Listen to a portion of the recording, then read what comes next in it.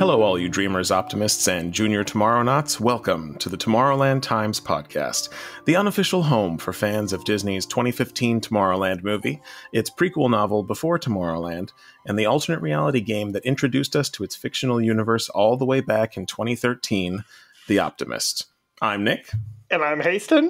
And this is the 6th episode in our 12-part series in which we'll be taking a deep dive into Brad Bird, Damon Lindelof, and Jeff Jensen's sci-fi family adventure and budding cult classic. We made it halfway, Nick. This is the halfway mark. We're 6 out of 12. And before we dive into the section of the movie we'll be covering today, Haston, I have a follow-up from a previous question that we asked only 2 episodes ago. I had pondered if the Blast from the Past store in the movie was related to the Blast from the Past store down on Magnolia Boulevard right here in Burbank. And having recently visited to do some unrelated shopping, I got into a conversation with one of the employees that works at Blast from the Past, one of the longtime staples of the store. And as the topic turned to Tomorrowland, as it often does when you're talking to me, he wouldn't let me go until he said, "Wait a minute. You're a fan of Tomorrowland. You know the shop in the movie is named after this shop, right?" And I said, "Well, I've long suspected." But then he said, "Even further, you know Keegan-Michael Key's character?" I said, "Yes, of course, Hugo Gernsback." He said, "Well, brown guy with dreadlocks." And then he points at himself, being himself a brown guy with dreadlocks. And he said that that character was at least visually inspired by him, an actual employee of the real Blast from the Past Superstore. So needless to say, Haston, my mind was blown by that revelation. Here we are 5 years later, and you're still discovering new, almost 6 years later, and you're still discovering new connections to the real world from this film. It's more than an ARG. If there's not a game, we bring the game to it. Not when we're not even looking for it. That just happened to come up organically in conversation. So if you want to meet the gentleman who inspired the Hugo Gernsback audio animatronic character played by Keegan-Michael Key, just go down and visit the Blast from the Past store on Magnolia Boulevard in sunny Burbank, California, as they used to say. Beautiful Burbank, California. Absolutely.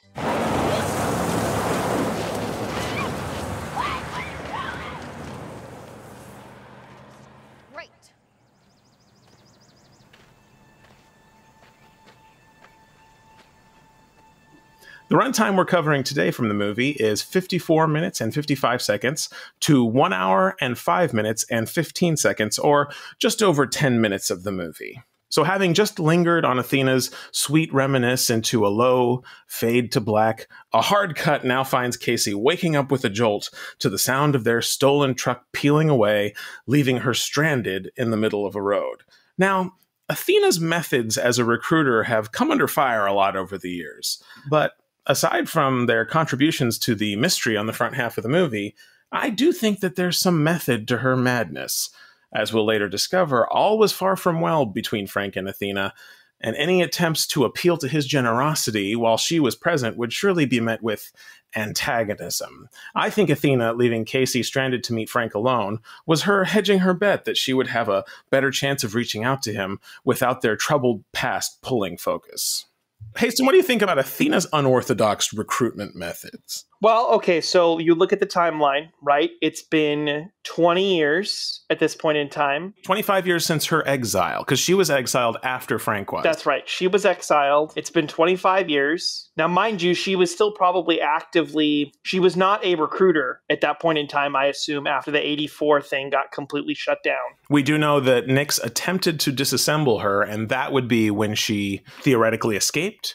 Who knows how exactly that went down? We see Frank being escorted out later in the film in a flashback, but we don't really know the exact circumstances that saw Athena cast out of Tomorrowland. I think she's a woman on the run. She's trying to do whatever she can to fulfill her mission of kicking off this journey that is not just about herself, but about just getting somebody back in. And she knows that Frank has the key, literally the keys to make that happen. And she has hedged her very last bet on Casey, as we've learned in the previous sequence. I do still get curious about what those other recruits looked like, and particularly how many of those were distributed and how long before. Because she says she made it out with nearly a dozen, but over 25 years, How long was she watching candidates, and how far flung across the globe did she go? There are these distinct chapters in this story because it spans such a great amount of time,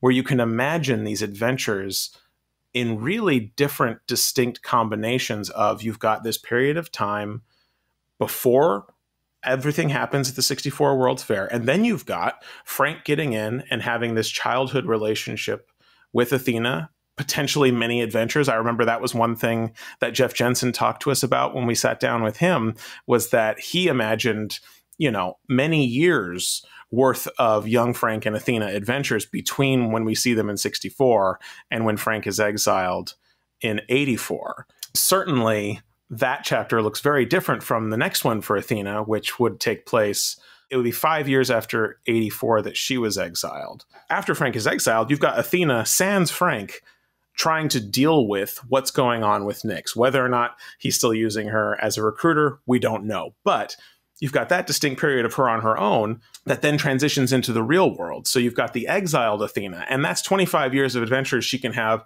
all on her own, or perhaps even in tandem with the other recruiters we know are out there, like we suspect Wallace from The Optimist was. So Athena's history represents such an interesting segmentation. There are many chapters that I think are rife for many fan fiction explorations for everyone listening out there to pour their imaginations into. I mean, not even to mention that, right? But looking at sort of the history of, if you really want to do the deep dive, right, in the history of the Walt Disney Company, and, you create this fun connection with the opening of Epcot Center with just 2 years before the big reveal, and like what the plan there was and how that was probably used as a plan to be used as some sort of recruitment center, and then going off the rails. There's just a ton of fun tie-ins to do, especially with that early 80s, surge in technology and surge in, sort of this, I don't need to live in the future because the future exists here today. I have a computer. In 1987, I have a CD-ROM drive. Who needs the future? Like, it's all right here. Right. And Athena is on the sidelines this whole time doing this tangential mission to save tomorrow. So needless to say, I think that once you put into context what Athena has been through, particularly with Frank, I don't think it's unreasonable, particularly after a lot of experience over 25 years, attempting to appeal to people with this really big ask. I'm going to say that the way that seems strange to us, the audience, of her recruiting Casey, sort of leaving her on her own to slowly discover what this is all about, is the result of all that experimentation and the full knowledge that if Frank is the only gateway that she can rely on back to Tomorrowland for whoever she ends up giving this pin to, it's going to be something that she can set all the conditions into motion. These two people need to meet, but if I'm there, it's going to complicate things. I can insert myself when I think that connection has been made, but I think leaving them alone to discover their connection without her is actually a good plan once you know everything that's going on. As we'll find out in a bit, the holo projector is a great, great reveal to Casey how Athena and Frank are connected. And I love this sort of like surprise of like, oh, she hasn't changed, but he has grown older, which is obvious, right? But there's a really great reveal in when she's fiddling with his stuff and she's looking at it at that sort of like connection. When Casey is now stranded in the middle of nowhere, she doesn't have any of this context, and she's just looking around this dirt road and she sees a mailbox that's stamped Walker. So having heard that name from Athena just prior, she knows she's at the very least in the right place. So she leaps this locked fence that's marked with a big no trespassing sign without a second thought. And this is where Giacchino begins to lay in some mysterious strings as we pan up to reveal a CCTV camera among the trees. So he's definitely watching. We've noticed that, but she hasn't noticed yet. Behind the brush, we see the Walker barn once again, which we previously glimpsed in Frank's jetpack trial flashback. It's a fair bit more worn down now on the outside, but we start to notice these idiosyncratic bits of technology spilling out from within. Casey passes a bright red combine harvester, what would have originally been a throwback to young Frank's automaton intro, but now serves as its own setup for her eventual method of gaining access to the fortress. A fortress whose rural environment brings us into the location station. The hover rail will be arriving in 1 minute. The Walker farm was not shot with existing buildings. That house was built completely from scratch by the production on Faulkner Farm in Enderby, British Columbia, Canada. A pretty impressive feat of production design, I'd say. Yeah, I would have just figured that barn would have been there. I mean, it makes sense when you see the deleted scenes and having the scenes with Frank's dad and like being inside the barn and whatever else. It makes sense they would build out sort of a full physical set for that. Right. In that sequence, you do have a lot more moving from the outside to the inside and vice versa. Whereas here, you know, if it was just this segment, you don't actually have too much going in and out. So you could have done it in a traditional way. But no, they were able to design it exactly to their specifications. And it's only shown briefly at the beginning in Little Frank's flashback. But I think it's enough to cement it in the audience's mind that it is the same space once Casey arrives.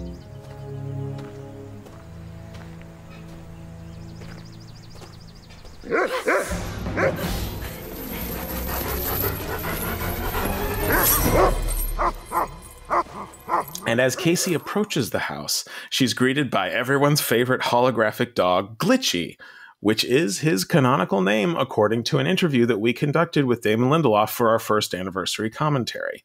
I think it's a shame that a little clear plastic Glitchy didn't come with the Frank Walker reaction figure. Glitchy's a really good boy, and he deserves a little bit more love. Does Frank's holographic dog have a name? Glitchy. Glitchy. Wonderful. We're going to put that on the wiki. Please. Casey uses her considerable powers of observation to deduce that the chained guard dog is a hologram by noticing he left no paw prints in the dirt she had just herself scattered. Haston, do you remember that Glitchy got his own TV spot? I do remember this, yes. I think that was one of the best decisions they made in the marketing. At that time of release, that means Glitchy got one more TV spot than Athena did. Tips for tomorrow. Beware of dog. Where are your paw prints? Cool. Disney's Tomorrowland. Rated PG. Friday. So Casey attempts to plead with Frank through the door, but on sight of the pin she produces, he activates one of his many home defense mechanisms to blast her off the porch. What do you think he's doing there? Is that a sound wave? Is it a light wave? The script describes it as a pulse of light. It's more like a sonar wave in the movie. It kind of ripples through the air. What technology do you think he's leveraging? And where is it being shot from? It's probably built into the door, is my guess. And it's probably just some sort of like pulse wave generator that's like so strong, right? Like you feel a firework when it goes off. Same concept, but just much, much stronger. And somehow built into a very old wooden door. That's the more impressive part to me. Forget the technology. He hid it in an old wood door. Maybe it's coming up from the ground. That's true. Maybe.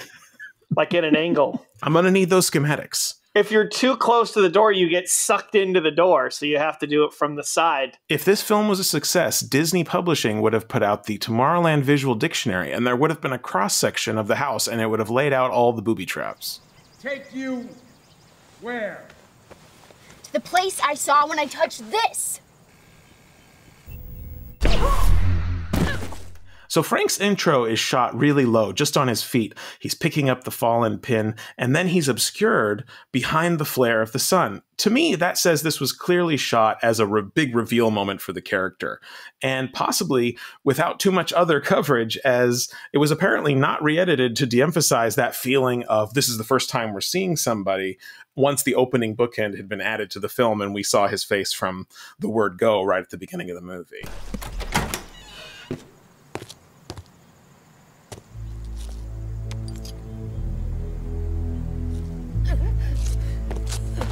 So his first and only line of questioning is, where did you get this? Where is she? That sting of 30 years past is clearly still fresh for him, and he gets right to the point. Wherever you came from, kid, go back. No, I want you to take me there.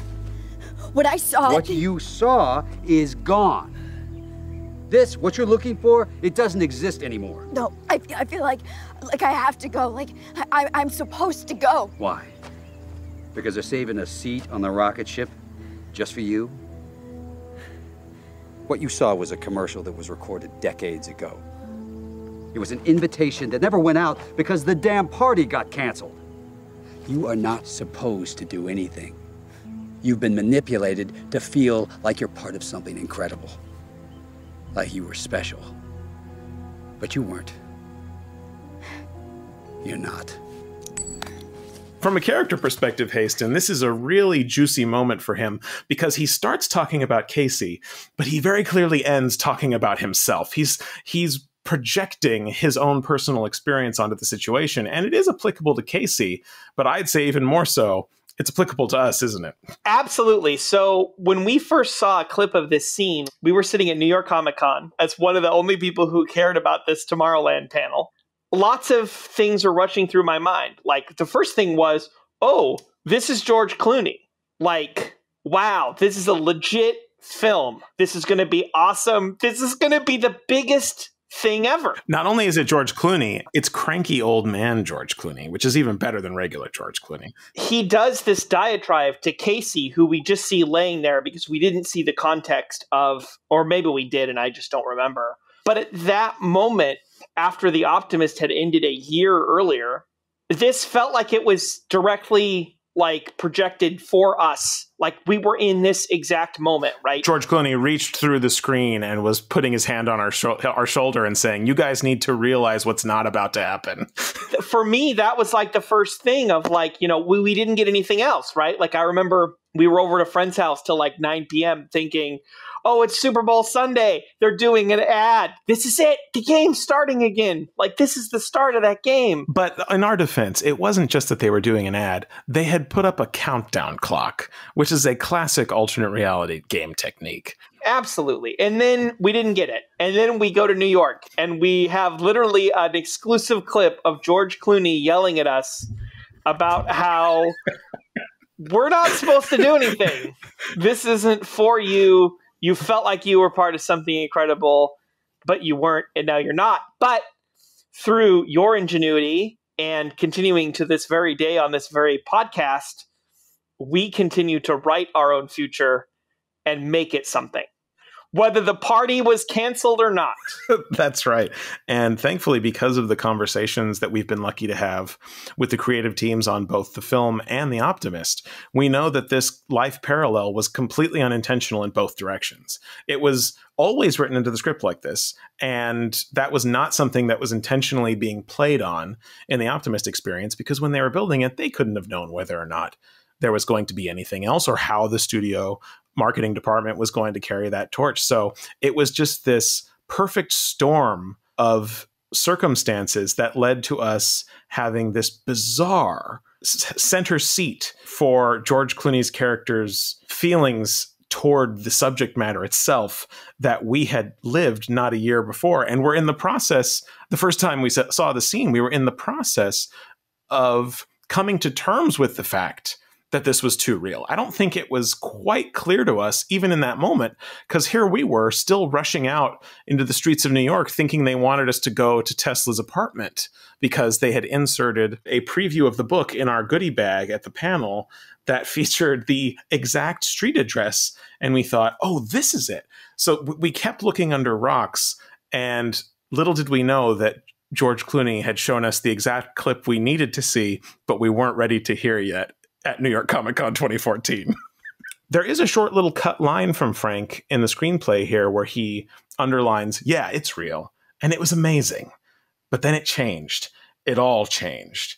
And while that is just reiterating information that you can glean from elsewhere, I think reading him saying it directly speaks a little bit more to his frustration with Nix in particular. This is him talking about what Nix did without actually talking about what Nix did yet. It's not time for him to say that. But if that line had been left in, it would kind of speak to that seething resentment that still lives in him. So that's a no?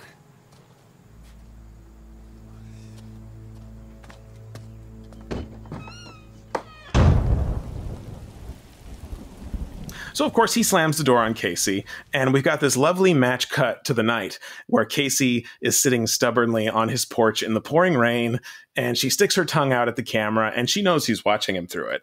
But something else catches her eye. Among these vines on the house's paneling, wires are wrapping around the building. So she follows them, and her curiosity is completely unbothered by the falling rain. These wires converge at what looks like a makeshift cell phone tower covered in different satellite dishes and antenna, whirring with the squeaks of incoming signals. Intrigued, she thinks for a moment and then turns back to that combine. Uh-oh. I really like this slow reveal of Casey putting the information together. This is a really intriguing location. This is an intriguing concept for a character, and we're starting to see the prison that he's built for himself. We're starting to see the build out of what he's bolted on to his past and what his life has become. And we're learning as she's learning. And just the visual storytelling here is very satisfying to me, getting that one little block at a time. After she determines what's going on with this whole satellite thing, I love the sort of Giacchino soundtrack here of like, you can listen to her thinking through it with the music. It's fantastic. And then she sees the combine. So what does she do? She sets the combine on fire, right? So you've got Frank inside the house, sipping his cup of coffee, watching the news. The alarm system starts wailing, right? What I love about this is that she has one playbook, and it's this one. She did it at NASA. She's doing it here, right? It's the same playbook, like cause a distraction, distract him, and get what you want. And potentially blow something up. Right.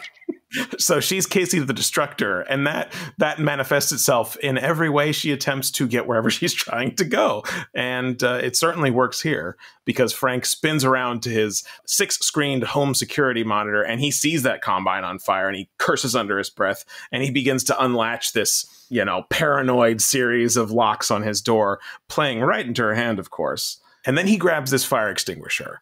And he goes full Elsa on that combine. And I just love this prop. It looks like something straight out of Ghostbusters.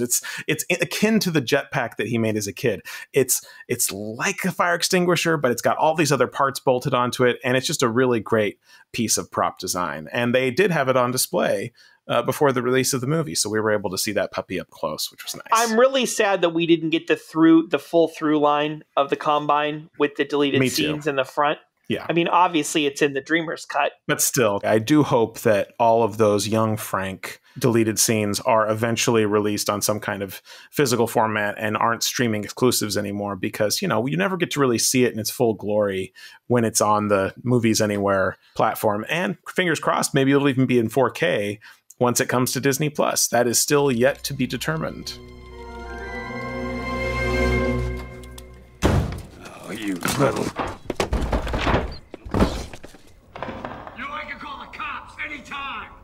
Anytime! I'm giving you 5 seconds! So we have Casey in the house. She's locked Frank out of her own house. He's banging on the door, which is great. This whole scene, you get this, she laughs, the audience laughs with her. That was something that I remember in like every time we saw this, right?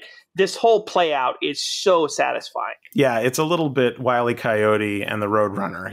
You've got two considerable forces slamming up against each other. And you're right, that was a huge reaction from the audience. You've got Frank realizing what he's just done by falling into her distraction. He spins around and there she is in his doorway, slamming the door shut. It's just a great series of moments, because he runs up to it, he starts screaming at her, and then he gets blasted back on his back, just like he did to her earlier. And we cut back inside and she's just giving this hilarious little laugh under her breath. And yeah, it just always got a big reaction from the audience. Either tell me how to get there or tell me! If you touch anything in there, that's exactly what I'll do. But of course, she's going to touch everything. And she goes right for this trombone slidey doohickey that turns out to be a holo projector. And here she's treated to a flashback recording of young Frank and Athena in a lab. Oh, come on. You didn't think that was funny? You're recording this. I forget you to laugh. I want to, have it for posterity. I laughed. You smiled. Smile's not a laugh. Everyone laughs. It's a biological need. Actually, it isn't. Sleep is a biological need. Never seen you sleep either.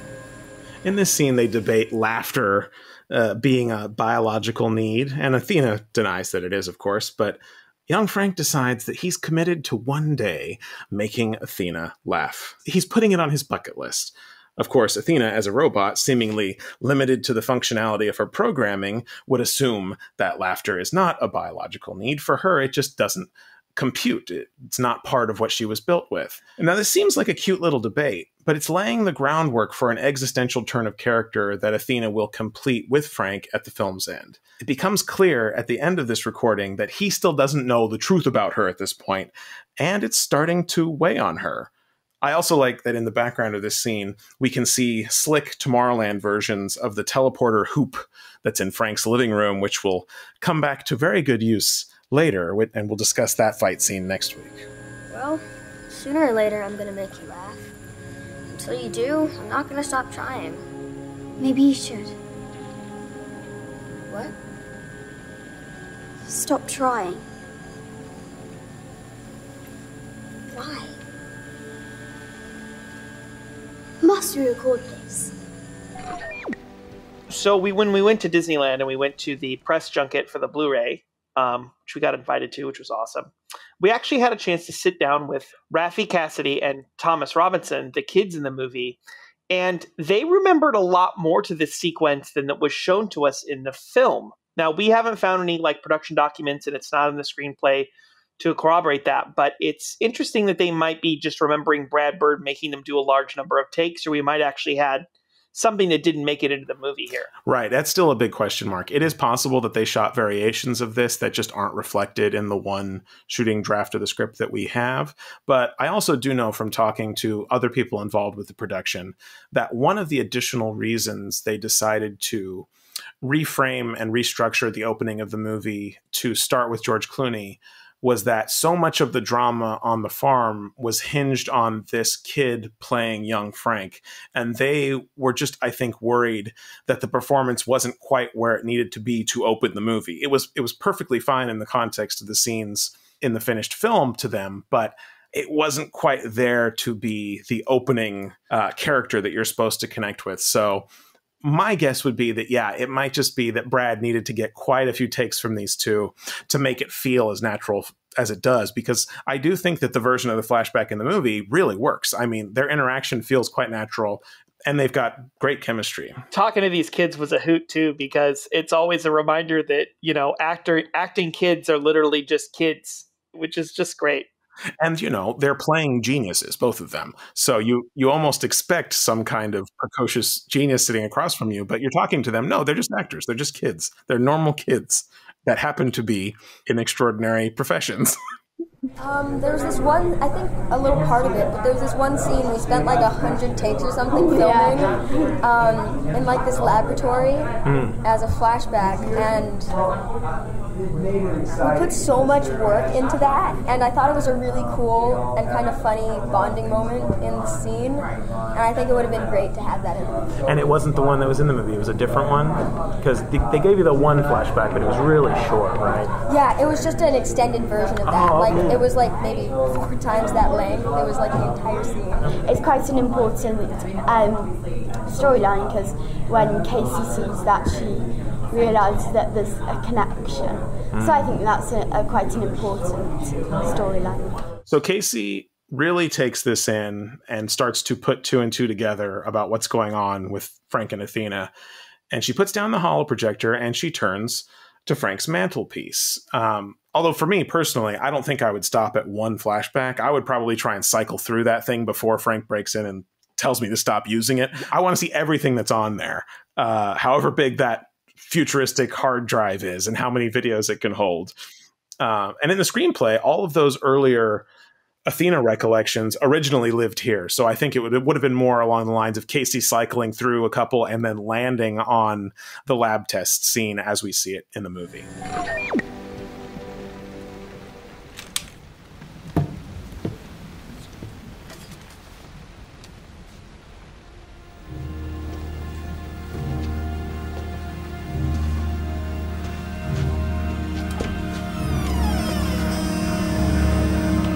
On the mantelpiece, Casey sees these pictures of a life in the years between when we left Frank and when we see him now.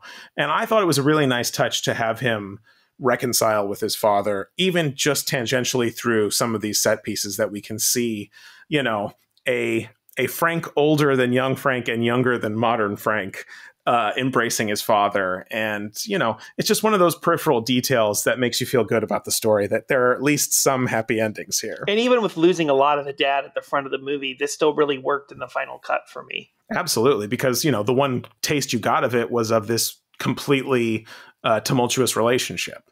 And so to see that him coming back didn't represent the end of that. I mean, I can certainly imagine a whole story about the father just completely, in that deleted scene when he picks up the pamphlet that Casey is about to find on the mantelpiece right now for the World's Fair that says, "I'm not giving up."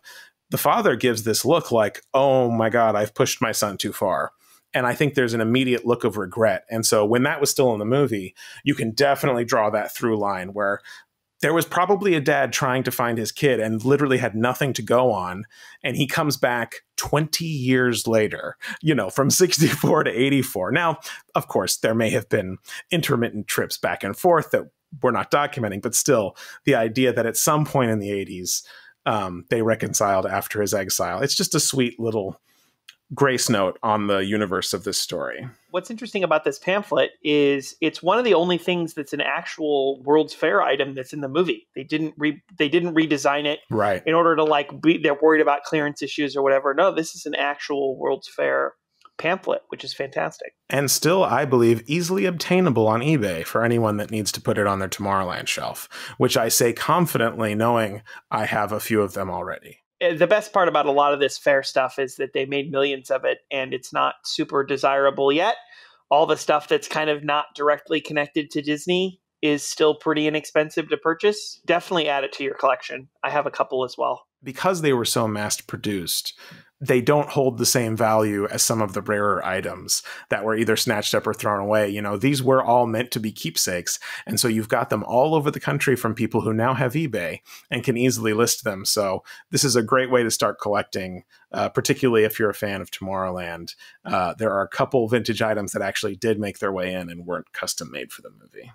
So Casey's considering this pamphlet, and then behind her eye is drawn to this glowing room in the distance, and she sort of slowly makes her way in, and she realizes that this is Frank's monitor room, not just a room filled with monitors, but he's hooked into the signal of the monitor. Of course, the audience doesn't know what that is now, but this is our first taste of what is actually going on in this story. It's completely new to Casey, and it's all of these TVs tuned into world events, satellite views, maps, the countdown clock, and this bold set of red numbers that reads 100%.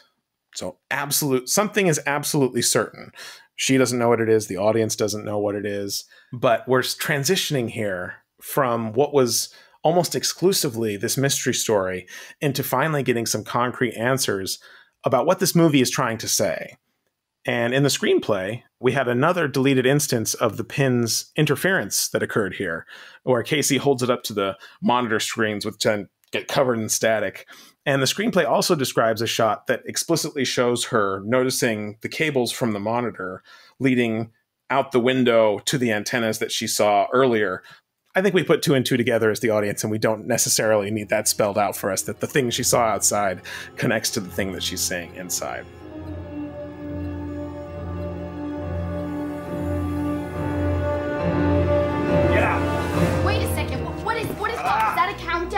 So we pan around an inquisitive Casey to see, out of focus in the background, Frank pop out of a Munster-style secret hatch in his staircase.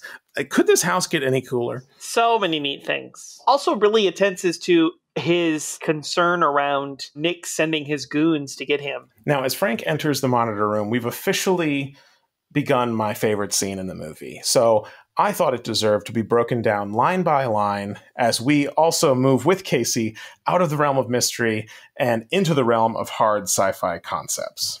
So Casey says, "How'd you ever leave a place like that?" And then Frank lets the bomb drop. "Because they threw me out!" That was not immediately clear to everyone. All the audience knew at this point in the story was that Frank was there as a kid, and now he's in the middle of nowhere in New York as an adult. His facade starts to crack a little bit. And this is where we're seeing, oh, this is why he's bitter.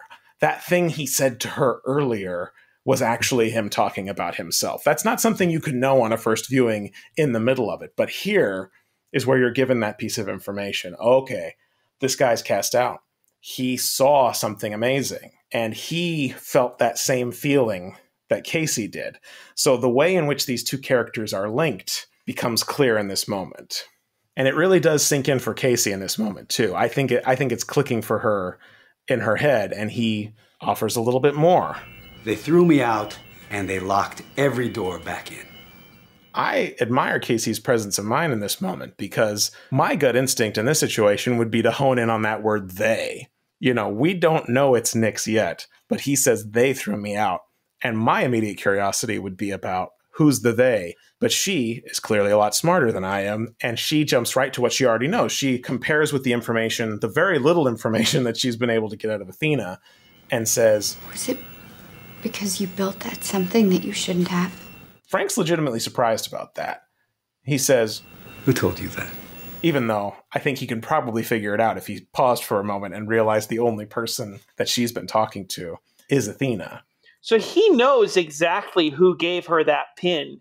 I think in this particular moment, he is surprised that Athena is playing out more information than maybe she has before. But given that it's her last pin, she kind of has to. Right. And Frank doesn't necessarily know how many she escaped with at this point, or how she's been operating, how much more she's going to continue to do after Casey. But her having given Casey this much information immediately kind of shows Frank that she's different somehow, right? So he's starting to jive onto that, but he's going to feel it out. He's still got his guard up, as you would. If you've been holed up away and pretty much sworn to not say anything under pain of death, you know, he's not allowed to talk about any of this. So he's still feeling this out. And when she immediately makes the leap by saying, is that it? The something, pointing to his monitor and the percentage being displayed, that's when Frank realizes, okay, if you think you can go down this rabbit hole, I'm not going to stop you. And he decides, okay, we are going to do a little thought experiment. And this is where we really get into the juicy stuff, because Frank says, if I could tell you the date, the exact date that you're going to die, would you want to know? So he's posing a classic philosophical thought experiment. And this thematically branches out into so many interpretive possibilities for what this movie is actually about. You've got the societal implications of focusing on doom and gloom and focusing on what the monitor is broadcasting, which is the increasing inevitability of your self-destruction. The monitor is a self-fulfilling prophecy, not only because it's only showing one possible future, and therefore the percentage is getting higher and higher till it hits 100, but it's also the personal level of there are different ways people react to the concept of death. It's specific to the culture you grow up in. It's specific to the type of person you are, the priorities that you have. But certainly when you're talking about how it fits into this movie, you've got a villain who is explicitly in denial of death at all. And so you've got a hero who's willing to pose this particular question. What would that effect be if you knew when you were going to die? And then you've got a villain who's rallying against death. He's rallying to extend his life in any way that he can. You know, he's got his magic milkshake that keeps him as young as he looked in 1964 when they finally find him. And that ties in to the concept of him being someone who stigmatizes failure and is therefore, in his own way, as a scientist, an enemy of the scientific process, because our heroes are redefining the importance of embracing failure and learning from the past without succumbing to it. And so all of this is tied up in the ideas that are made explicit here. You are dealing with existential dread. You are dealing with the big topic, which will become clearer as we move forward. But like so many stories throughout history that hinge their drama on the conflict between free will and fate.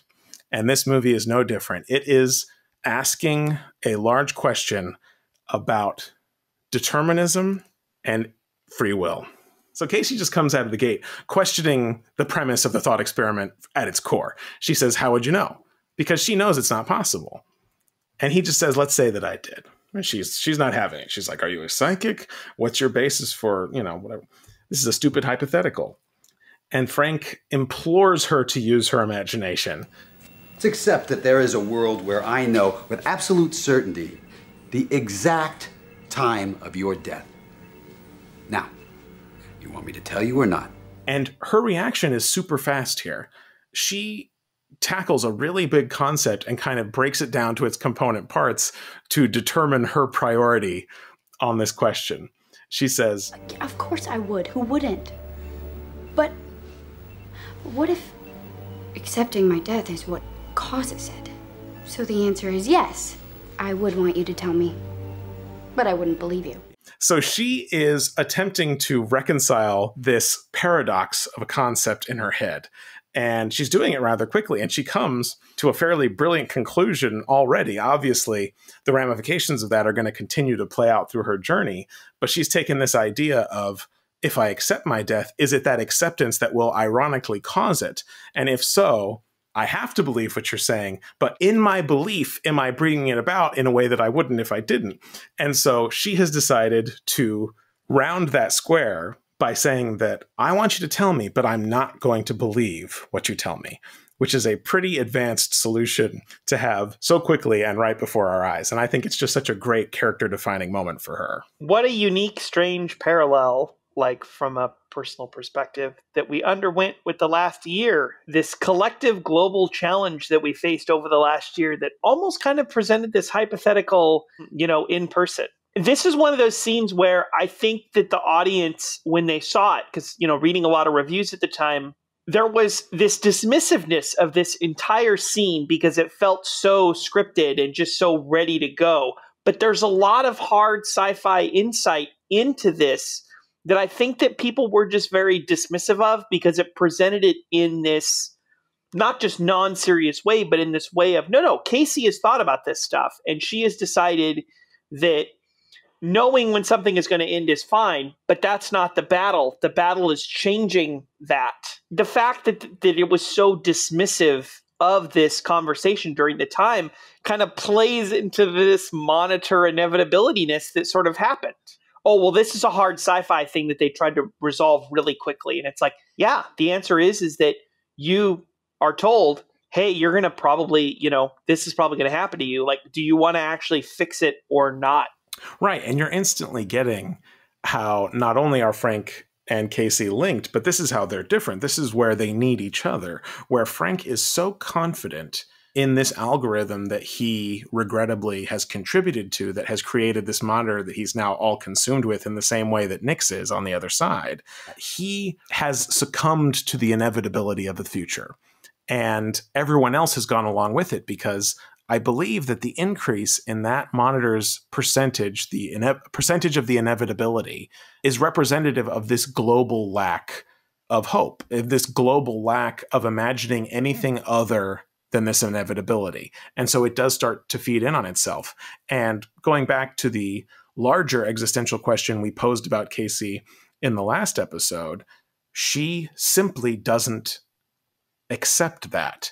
In this battle between free will and fate, where Frank has resigned himself to the fate that he himself helped predict, she, even in the premise of this simple thought experiment, rejects the premise because it is built on this idea that I can't change the outcome. And so she is firmly on the side of free will, and she is an agent of free will. And that simple belief in the unlimited possibilities of once we know, we can change it. It's not that once we know, we're resigned to it. If we choose to be resigned to it, she is bringing it back to the level of choice. And as the Matrix so beautifully underlines, the problem is choice. And so the fact that she still believes and has now been brought together with Frank, she has the knowledge and the opportunity. We see this flicker on the screen. Don't we make our own destiny and stuff?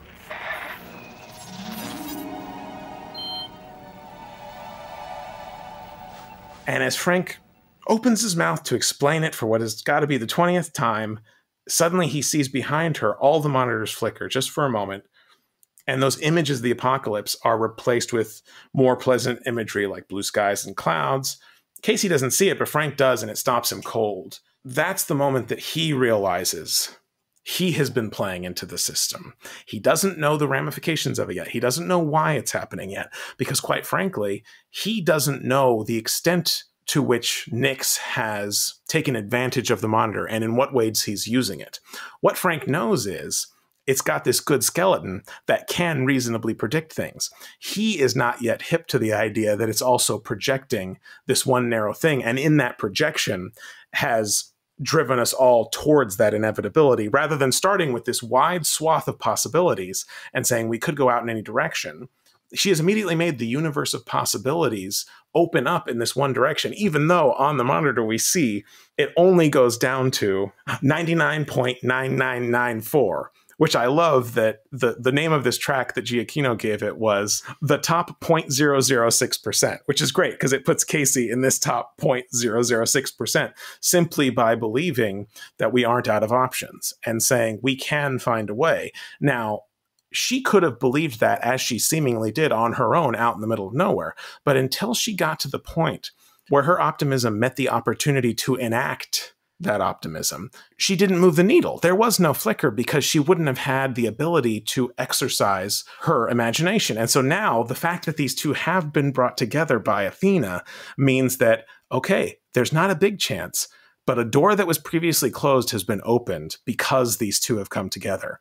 And so that's what I love about this. You've got so many people who interpreted the sort of dramatic structure of this movie as being about this chosen one, because that's how Athena talks about Casey. You're special, you're this. But when we ask the question that the movie itself is asking in its setup of this pretty advanced concept, what makes someone special? And with Casey, what makes her special is that she hasn't given up, which will eventually become the rallying call for all the recruiters at the end of the movie. It's not giving up opens up a world of possibilities, because once you accept an inevitable fate, you have said free will doesn't exist.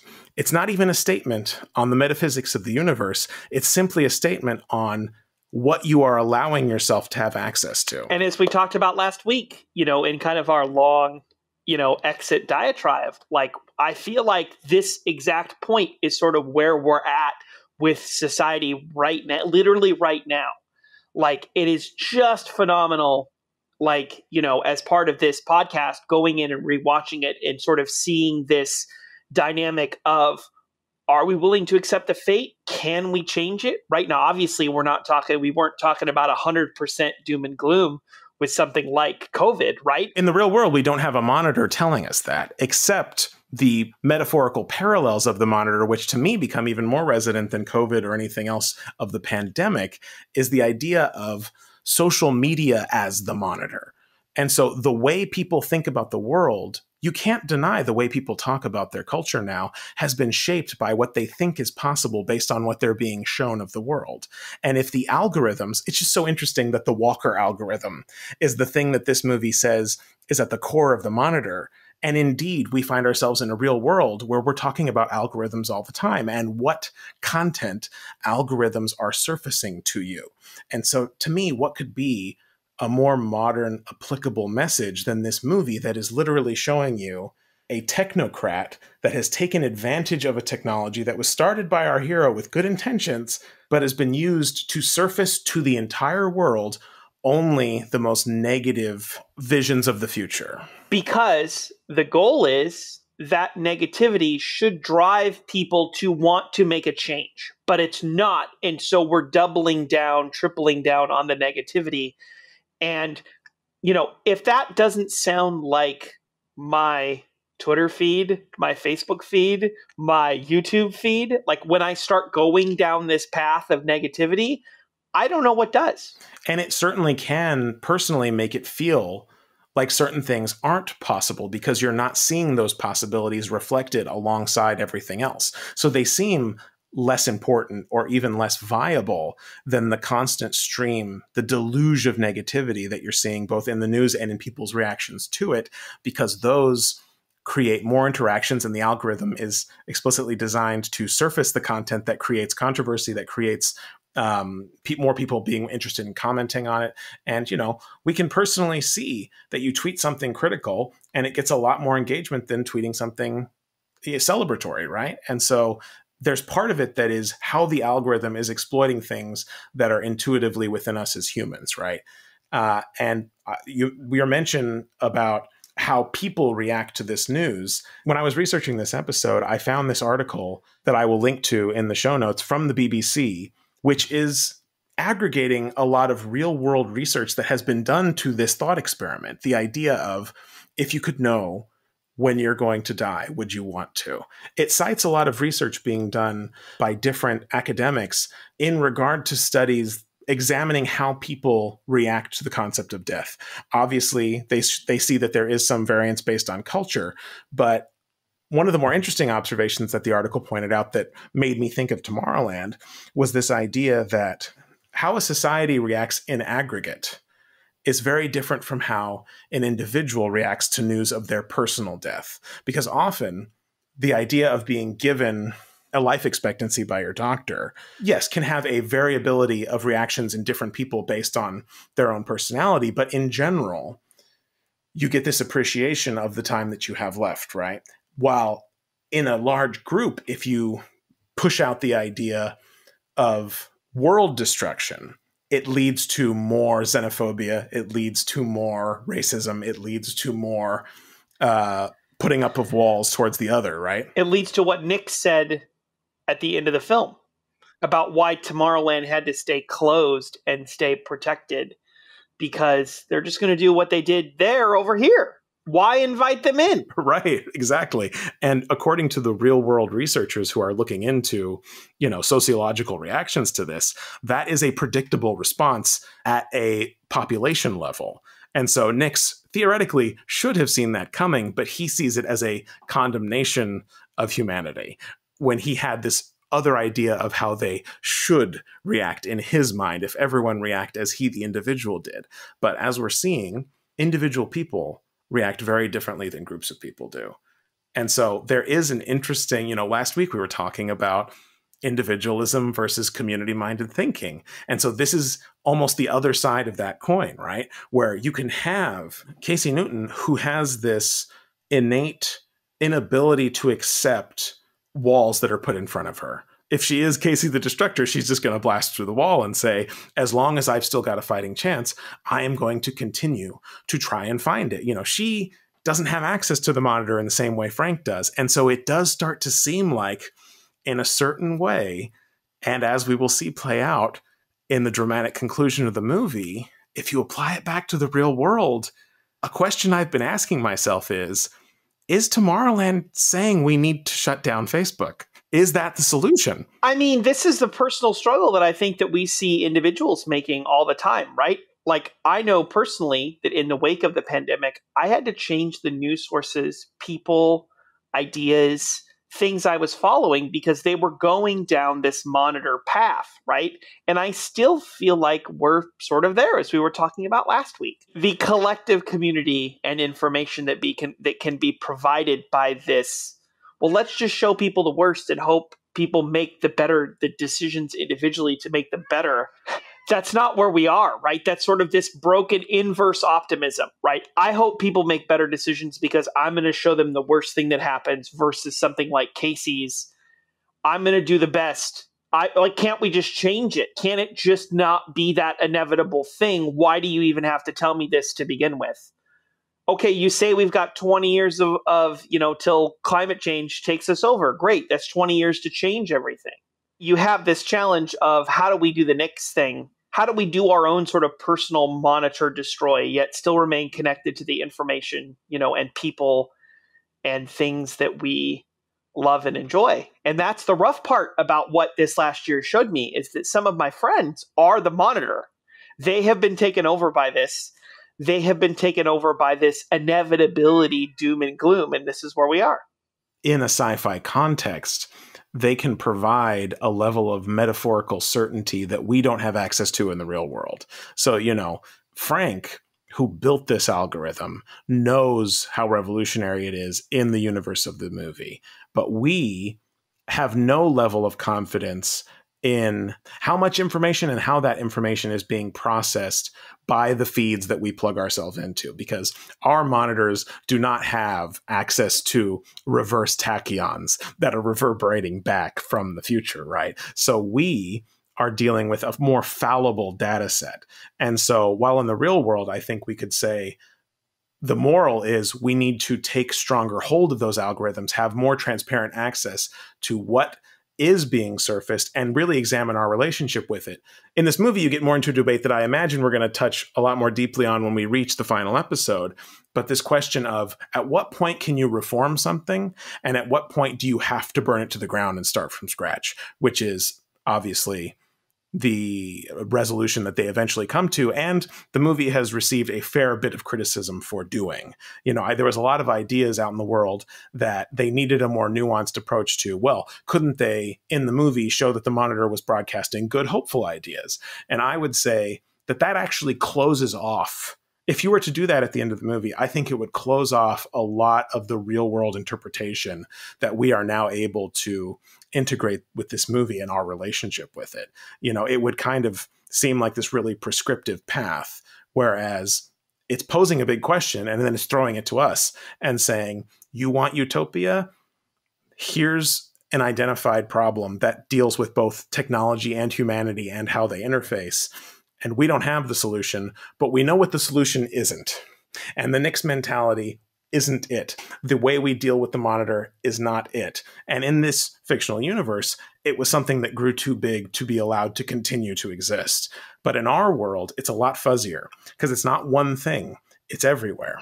Its media is not centralized. It is spread out among many things. And so the metaphor strains itself in that way.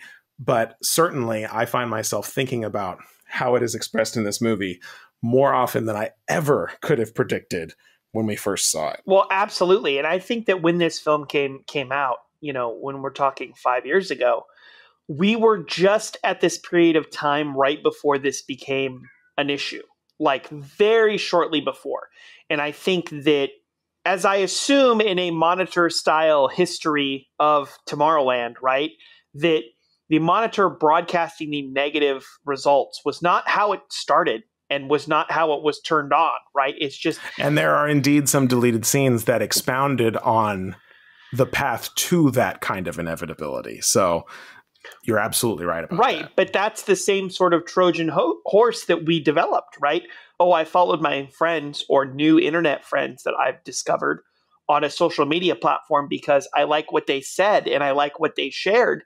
And now here we are 3 or 4 years later of all my friends tell me is that we can't do anything about climate change and all the fish in the ocean are going to die in 10 years. It's that sort of Trojan horse algorithm of how do you get to that point? And I think the problem is that as we've seen, obviously, this type of thing, and I'm sure we'll discuss it when the actual monitor gets blown up, but it's like we all kind of have to destroy our own monitors in a way as well. Aside from the societal implications, I also just feel like the Casey that we see here and the circumstances she's being placed into and the philosophical, ideological concepts that she's being pushed up against, there's just something really beautiful to me about what she represents. And this scene is the first time that we understand it. She's unflappable in many ways, and that unflappability is what makes her special. It is not that she was a prophesied chosen one, which is what a lot of people walked out of the movie somehow thinking the movie was trying to prop her up as. But it really just is in this commitment to free will and in this commitment to, even if you tell me that you, with 100% confidence, know something, I'm still not going to accept that I can't do anything, because why would I stand idly by? It's that commitment to be an active, engaged participant in a process, regardless of what anyone is telling you is possible. And I guess just personally, I admire that, because I do think I've too often been Frank Walker in my own life, placing too much emphasis on what seems inevitable, putting too much faith in the infallibility of these systems, this algorithm. I tend to do that. And so it's an aspirational thing for me to see a character like Casey, who is just willing to, against all odds and against all evidence at this point, believe in the power of her own free will and her own ability to change the future. And it might seem a bit Pollyanna-ish when I put it in those terms, but the science fiction and the philosophical implications of that are pretty vast. And I have always been drawn to stories. And thankfully, there are so many throughout mythology and modern pop culture that struggle with that seemingly incompatible dance between free will and fate. And we see Casey in this scene taking a kind of stance that we see Neo take 3 movies to get to in The Matrix. You know, he finally understands that the problem is choice, and that, as the dialogue of that movie expresses, this is my fate because I choose it. And it's reconciling those paradoxes of our existence in the realm of space and time. At the end of the day, I am ultimately a causal determinist. I do think that we live in a causal universe, and I personally don't buy into the idea of quantum indeterminacy. And so I find myself trying to thread this needle every day. It's something I've struggled with since I was a teenager. The idea that ultimately I do believe in destiny, and I do believe that things happen in a particular way because there is a cause for those things to happen. I'm not going to say that there's a reason for them to happen, but I do feel like A leads to B leads to C. The only way free will manifests itself is through our perception, because we do not have access to the future. We do not know all of the determining factors. And so when you have a story like this that posits a science fiction concept of what if we did know, that has a lot of consequences throughout all of these ideas that the movie is playing with, saying, no, we actually do know. And it is, in a way, predictable on the parameters that we have set the monitor to be able to access because of the sci-fi concept of tachyons, which we'll tackle later. But Casey is already in this moment so herself. She is saying, even if you tell me, I'm going to choose not to believe you because I can't act as if I know, because I don't. And I think for me, that's always how I've taken a great deal of solace from these stories of characters reconciling free will and fate, is the idea that if there is a fate, I won't know it.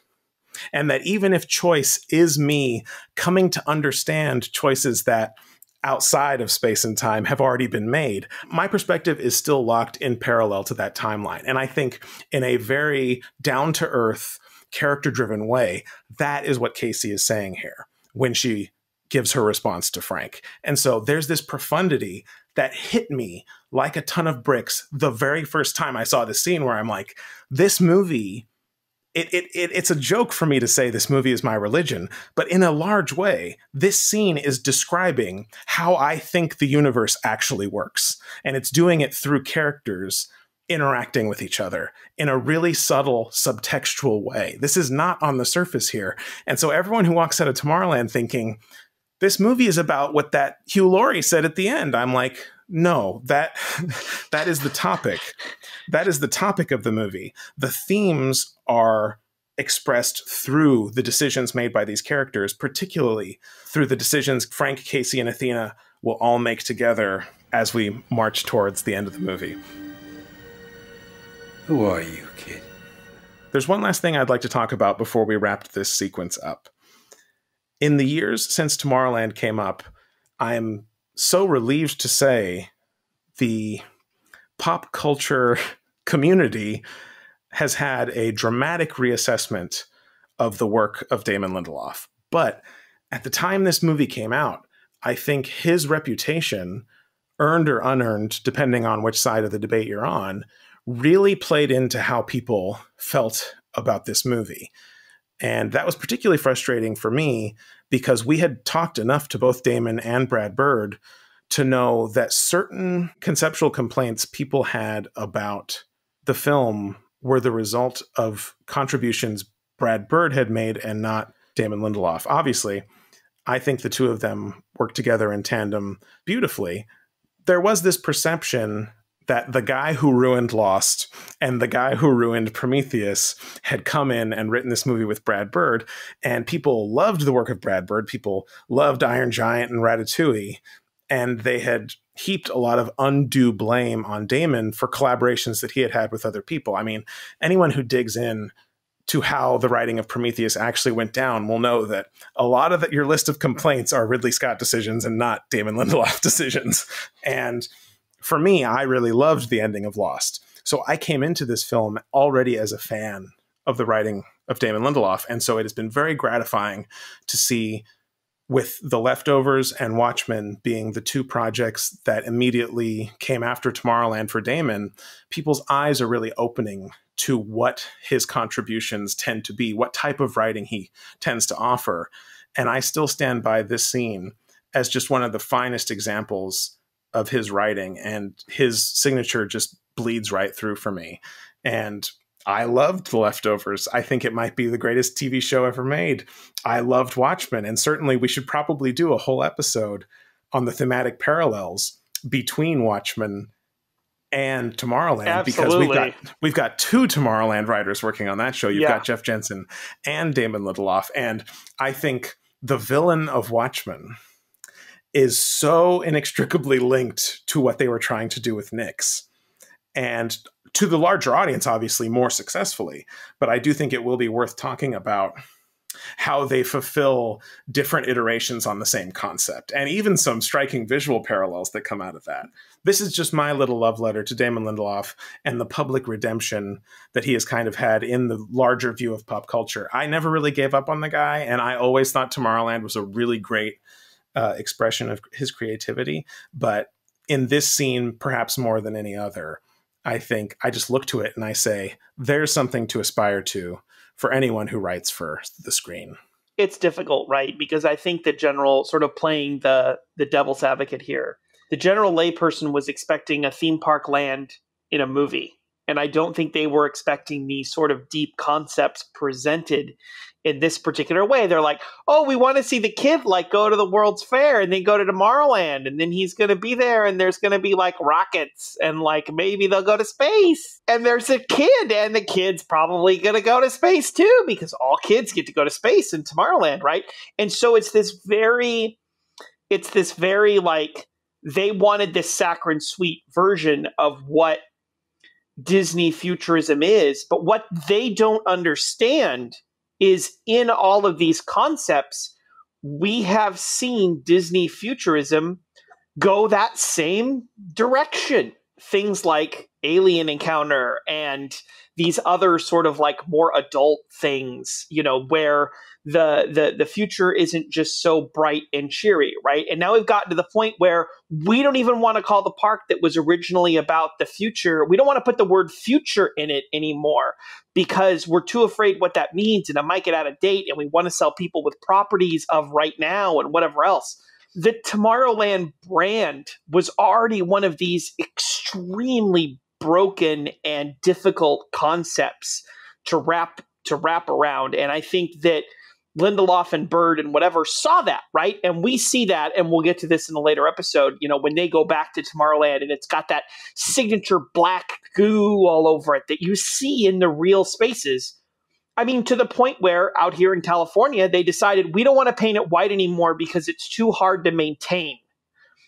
A bright future is too hard to maintain. When I see this criticism of why is this weird road movie that's trying to address ideas, and Hugh Laurie is, you know, spouting words at me and like, you know, we're talking about the destruction of the earth, it's like this brand and what this was already like broken. It was not the Tomorrowland of the 50s or of the 60s or of the 70s or of Epcot in the 80s. It was already a difficult thing that we had to tackle in a different way. We're facing that now. And I think that in all of these Disney concepts, we're seeing this huge evolution, right? Problematic attractions, problematic, you know, themes and concepts that society is just now gripping with. And so, you know, Tomorrowland kind of set up this thing. And then meanwhile, everybody is just like, well, why wasn't this movie what I thought it was going to be? And it's like, what did you want? Did you want the robot girl and the young girl like riding Space Mountain? Right. And I would like to extend an olive branch to any of our listeners who did feel that way about the movie.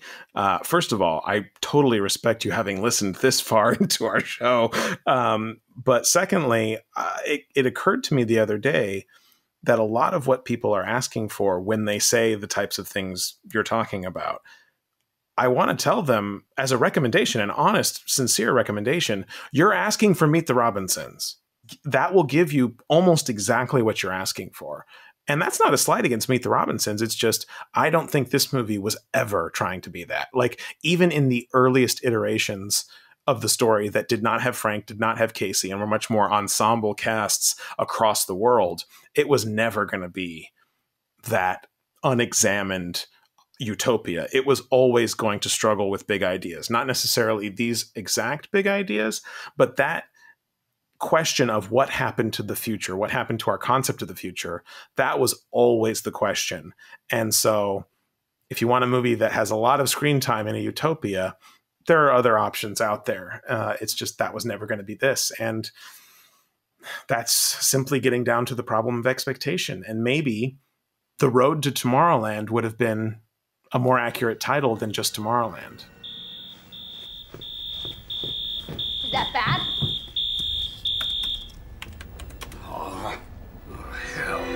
So here we are after this massive, long, hypothetical, deep discussion. Frank says, "Who are you, kid?"